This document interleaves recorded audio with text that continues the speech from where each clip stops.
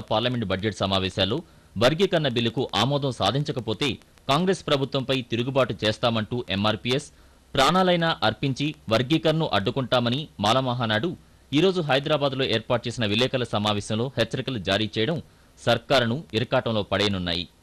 ఈ వర్గీకరణ విషయంలో జాప్యం చేసే ఎత్తుగడలు కొనసాగించిన ఈ విద్యా సంవత్సరం ప్రారంభంలోపు వర్గీకరణ చట్టబద్ధత కల్పించలేకపోయినా మాదిగ జాతి చూస్తూ ఊరుకోదని, మాదిగ జాతి కాంగ్రెస్ ప్రభుత్వం మీద తిరుగుబాటే చేయాల్సి వస్తుందనే విషయం కూడా మేము గుర్తు చేస్తున్నాం.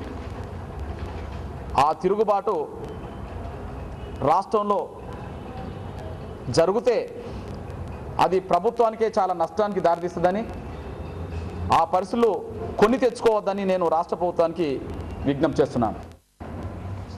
మరి మా ఉద్యమాన్ని తీసుకెళ్తుంటే ఇటు రాజకీయ నాయకులు, మరి ఇటువంటి కొంతమంది దళిత నాయకులు కూడా మమ్మల్ని మోసగిస్తూనే వస్తున్నారు.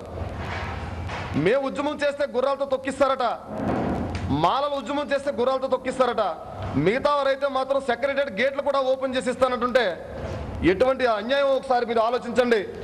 ఈ రోజున గుర్రాలతో తొక్కించినా, తుపాకీలతో కాల్చినా కానీ మా ప్రాణాలు అర్పించి రేపొద్దున ఏబీసీ వర్గీకరణ అడ్డుకుంటాకి లక్షలాది మంది మాలలు రేపొద్దున 27వ తారీఖున వస్తున్నారు.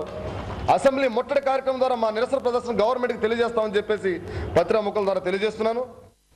సర్కారుపై గతంలో అసంతృప్తి జ్వాలలు వ్యక్తం చేసి అనేకసార్లు అల్టిమేటం జారీ చేసిన ఎంఆర్పీఎస్ మాలమహానాడు సంఘాలు తమ వ్యూహాలను నెగ్గించుకునేందుకు సర్వసన్నద్ధమవుతున్నాయి. సహకార రంగాన్ని పటిష్టం చేయాల్సిన అవసరం